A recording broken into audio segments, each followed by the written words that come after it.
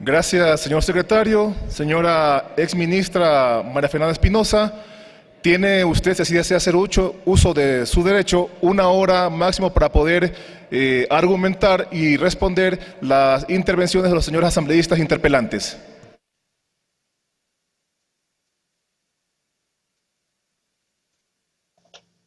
Muchas gracias, señor presidente. No sé si me están escuchando bien allá. ¿Se escucha bien? Sí, señora ministra. Bien. Muchas gracias, señor presidente. Estimados y estimadas asambleístas, realmente apreciando su gran paciencia. He escuchado con gran atención y con mucho respeto las interpelaciones de los asambleístas Reyes y Flores, su argumentación. Debo señalar quizá dos temas en los que coincido, conecto con ellos. El primer tema es el dolor terrible, ilimitado de los familiares de Efraín, Paul, Javier, de Oscar, de Katy, su sufrimiento, su desesperación, y en eso coincido plenamente, sobre todo pues porque de alguna manera lo viví, porque de alguna manera fui yo quien tuvo que decirles la trágica noticia pues de su asesinato cuando estábamos en Perú. Pero sí realmente me duele también que se utilice el sufrimiento de familias que están en una situación de vulnerabilidad, de dolor, pues que se utilice ese sufrimiento y ese dolor como una suerte de herramienta de presión y de persecución política. Y como parece que no se puede decir esto, pero realmente como mujer, yo sé exactamente lo que significa perder a un ser querido. No quiero hablar de temas personales ni particulares, pero sé lo que significa cuando desaparece una persona y no se la encuentra. Hasta el día de hoy, desde hace más de 40 años, una persona de mi familia desapareció y nunca más la pudimos encontrar, muy cercana. Yo sé el dolor que se siente, pero eso es una cosa muy distinta a no haber hecho todo lo que estaba en las manos de una canciller, en apego a la Constitución, en apego a las leyes, en apego incluso al mandato y a los principios personales, que no podía estar todo el tiempo con las familias, pero jamás prioricé otra cosa que no sea atender y comprender el proceso por el que estaba pasando pues la familia, las familias de estas personas, pero sobre todo la situación también de inseguridad del país. Entonces, lo que escucho son, ¿y qué se hizo por la cooperación internacional? Sí, efectivamente, se montó una mesa especial de cooperación, se consiguieron millones de dólares para apoyar a las comunidades de las zonas fronterizas,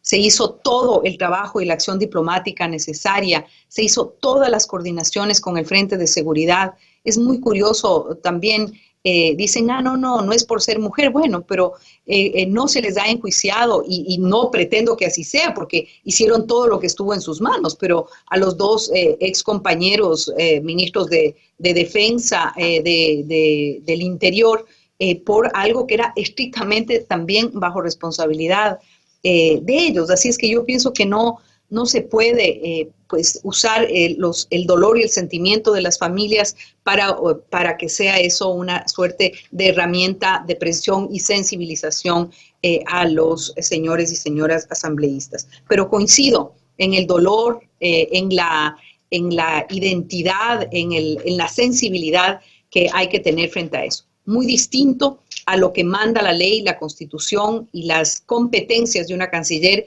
en una situación de esta naturaleza. El otro tema que realmente pues, he escuchado con gran atención es lo que señala el asambleísta Flores sobre el sufrimiento y las necesidades de nuestros compatriotas en Venezuela. Pero yo creo que aquí se ha confundido también dos cosas. La situación actual de nuestros compatriotas, sus reales necesidades, la situación crítica por la que atraviesa Venezuela y que nunca fue desconocida por mí, la capacidad y haber agotado agotado todo lo que teníamos en mano para atender a los ecuatorianos en Venezuela. Y eso ha sido comprobado por el cónsul, que también ha enviado una versión y un informe exhaustivo, cuidadoso, diciendo todas las acciones que se desarrollaron desde el inicio de mi gestión. Y estoy segura que hasta el día de hoy esas acciones y ese esfuerzo para atender a los compatriotas se están desplegando. Entonces, yo creo que en estos dos temas, y coincido con el asambleísta Flores, que la crisis en Venezuela es una crisis que merece ser resuelta lo más pronto posible. Pero eso sí, no a través de la intervención militar, porque eso estaría contra nuestra Constitución, sino a través del diálogo, a través de la negociación, que es precisamente el proceso que se está viviendo, auspiciado por el gobierno de Noruega en este momento. Así es que coincido y conecto y entiendo el sufrimiento de nuestros compatriotas en Venezuela. Aparte de esos dos temas, yo creo que se dijo, me parece que alrededor de 10 o 15 veces, el tema de la actitud parcializada, del apoyo a los, al gobierno de Venezuela, pero no se muestra ni una sola evidencia de esto. Son juicios de valor. A veces puede haber diferencia de criterio, pero no se utiliza ninguna prueba para sustentar esto. Entonces, realmente yo creo que nuevamente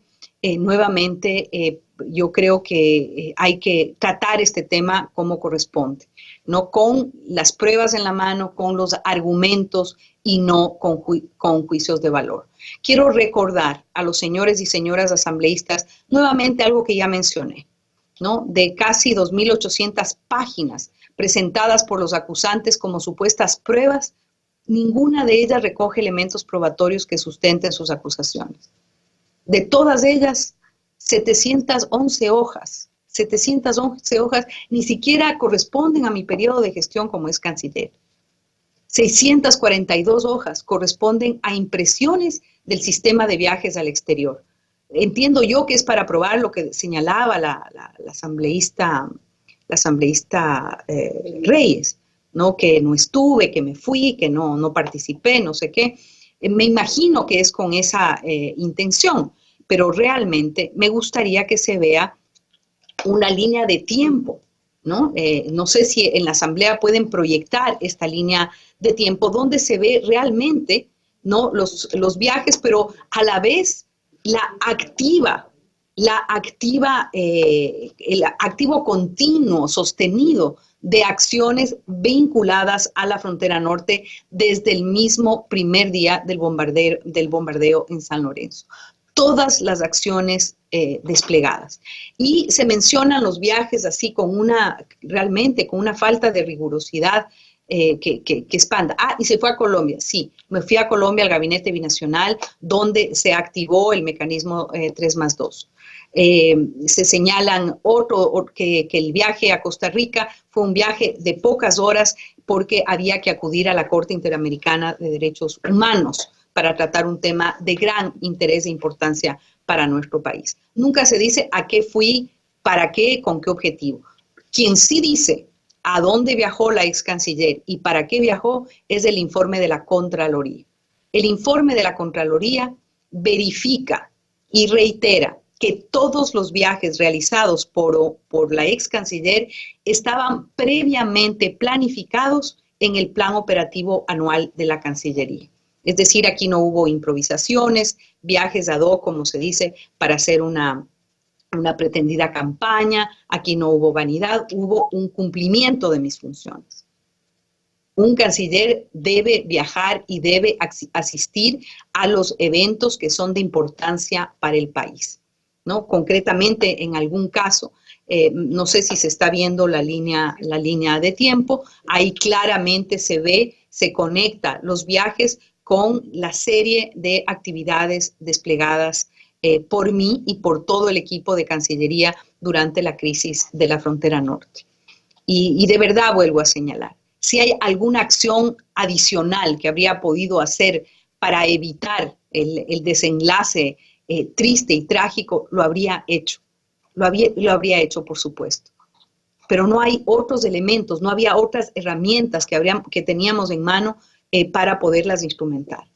Y debo decir que cuando comparecía al CAL, los propios representantes del partido interpelante ahora, de los dos partidos, el representante de Creo y el representante del Partido Social Cristiano, reconocieron la gestión desplegada por la Cancillería. Entonces, nuevamente, yo creo que tenemos que tener aquí un poco de objetividad. Como lo dije en mi intervención, no intento que los asambleístas proponentes compartan mis posiciones progresistas ni mi defensa a los derechos humanos. Simplemente, señoras y señores asambleístas, les pido a los que compartimos el respeto a los derechos fundamentales, al sentido común, a la razón, al derecho, que actúen de manera objetiva y en respeto a nuestra Constitución, en respeto al derecho internacional, para tomar una posición que les permita votar apegados a la razón, a la verdad y amor por el país. Me voy a referir brevemente a algunos temas muy concretos, ¿no? Incumplimiento de funciones, afirmaciones malintencionadas, no sustentadas, que solo demuestran persecución política e ideológica en mi contra. Irresponsabilidad en funciones. Siempre he actuado en el marco de las funciones constitucionales y legales que el Ministerio de Relaciones Exteriores, que su ley orgánica, que la Constitución y la ley facultan.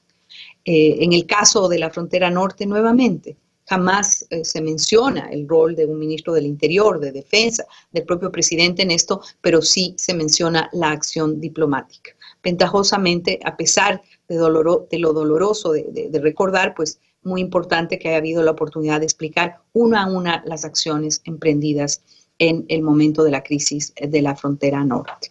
El tema de los viajes al exterior, como parte de mis funciones como canciller y de acuerdo a la planificación realizada, yo creo que han sido pues ampliamente explicadas y además visualmente mostradas en la línea de tiempo.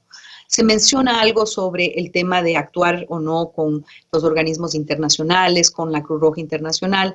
Debe decirse que la Cruz Roja Internacional no puede operar en ningún contexto si no es en base a protocolos internacionales preestablecidos y a peticiones explícitas de los gobiernos, en este caso que nos ocupaba. Así es que todas las acciones que se desplegaron, obviamente que es muy importante las acciones que directamente hagan los familiares de las víctimas, y muy bienvenidas, pero las acciones oficiales, la relación personal y directa entre cancillerías, las acciones que no voy a repetir ahora, pues se hacen a nivel oficial. Quiero también muy brevemente mencionar el tema de los países no alineados. Se dice que es un tema irrelevante, que para qué pues se asistió a la reunión de países no alineados. Me permito informar a los asambleístas y a las asambleístas que el movimiento de países no alineados es un grupo de países, de 120 países en desarrollo, que promueven precisamente la idea de un orden mundial más justo y equitativo.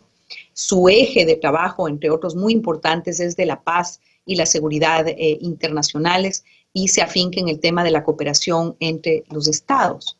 Este es un grupo que fue creado en 1961, ¿no? Y el país, el Ecuador, nuestro país, participa activamente en ese grupo de países desde el año 1981. Esta reunión, que fue en varias ocasiones referida por la asambleísta Reyes, dice que para qué, que cuál era el objetivo. Es una reunión muy importante donde estuvieron 120 países representados, más de 30 cancilleres, y la función fue precisamente informar a los 120 países la situación de inseguridad de la frontera norte, promover la cooperación, promover el conocimiento y la solidaridad internacional. Pero incluso estando en Bakú, estando lejos del país, yo puedo seguir haciendo mis gestiones como canciller, coordinando los trabajos. Para eso, pues las comunicaciones lo permiten, dando instrucciones. Un viaje de un canciller es tema de todos los días. Por lo tanto, esos argumentos realmente no tienen ninguna consistencia. Como lo mencioné antes, las supuestas pruebas de los asambleístas de Creo y Social Cristianos no tienen ningún valor probatorio. Nuevamente, la actitud parcializada hacia Venezuela, en varias ocasiones cuando fui canciller lo dije. No injerencia, como dice nuestra Constitución, no significa indiferencia. E hicimos un despliegue, hicimos contactos políticos permanentes, realmente tratando de lograr una solución negociada y pacífica en Venezuela. Desplegamos todo lo necesario para no solamente cuidar a los ecuatorianos que vivían en Venezuela. Además, la situación hace un año es muy distinta a la situación que la que tenemos hoy, ¿no es cierto? ¿No? Y pues se hizo todo lo que estuvo en nuestras manos para cuidar y atender a los ecuatorianos viviendo en Venezuela. Hay informes detallados, número de personas vulnerables atendidas, todo lo realizado y desplegado. Se cuestionó incluso pues la orientación política de un ex embajador. Pues hay que señalar que los embajadores son nombrados por el presidente de la República, ¿no? Así es que yo creo que la política ecuatoriana de cuidar, acompañar y garantizar los derechos de los migrantes, pues ha sido una política prioritaria y muy reconocida por todos los países del mundo en relación a lo que ha hecho el Ecuador. Desde nuestro artículo 392 de la Constitución, ¿no? La ley de movilidad humana, lo que hemos hecho no solamente para proteger a nuestros compatriotas en el exterior, que nunca es suficiente, estoy de acuerdo, siempre se puede hacer más y mejor, ¿no? Pero también para cuidar y proteger a las personas de otros países que están en nuestro Ecuador. Hemos sido ejemplares en el apoyo y el cuidado de los refugiados colombianos, en el apoyo y el cuidado a las personas venezolanas que por la crisis han llegado al Ecuador, y hemos sido también igualmente consecuentes con los derechos de refugio y el asilo en el caso de Julian Assange. No sé por qué los asambleístas se han olvidado que ese es otro de los temas de mi interpelación. Eso es otro de los temas de los que se me acusa, pero no sé por qué los dos asambleístas han decidido pues no incorporar este tema. En todo caso, en el muy improbable escenario de una censura, pues efectivamente ese también será un tema que se incluya directamente en el contenido de este juicio político. En el caso de Julian Assange, nuevamente, protección del derecho como persona internacionalmente protegida, protección de sus derechos humanos. Es decir, concuerdo con el asambleísta Flores sobre el tema de la protección de derechos humanos en toda instancia y como valor supremo y responsabilidad suprema y superior del Estado.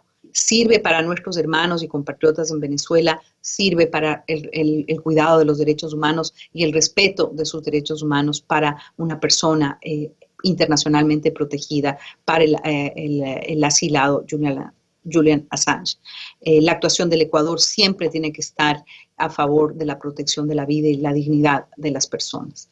Hay que recordar también que todo lo actuado, como dice el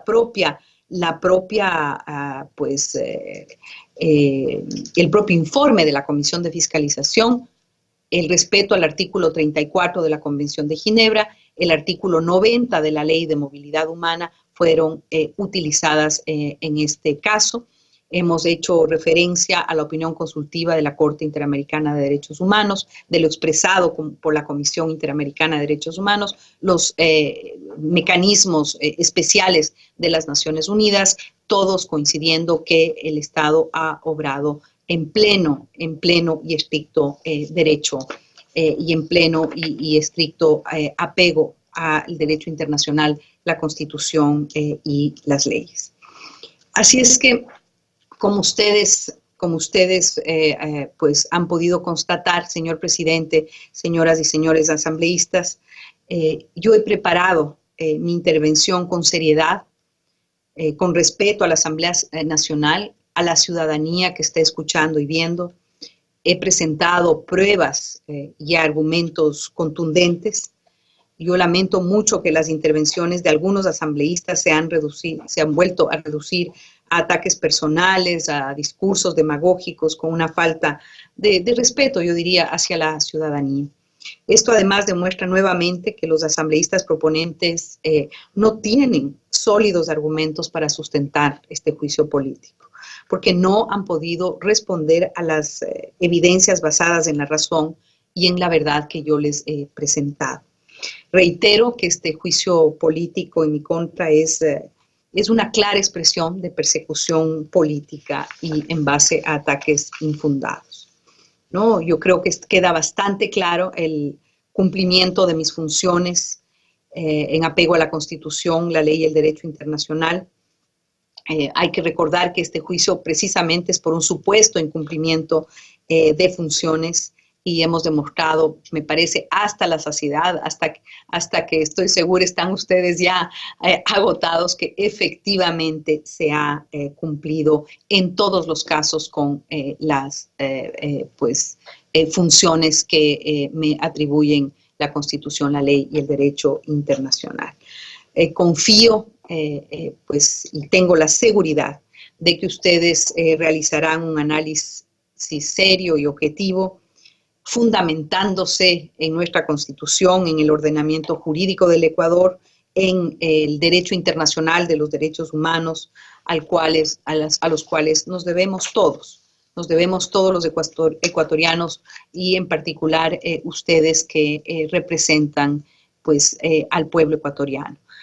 Agradezco nuevamente su enorme paciencia, pero agradezco mucho más también su disposición a escuchar y estoy segura que la decisión que tomen el día de hoy será apegada a derecho y apegada, como mencionaba en mi intervención inicial, apegada al sentido de la ética en la política y apegada a los principios.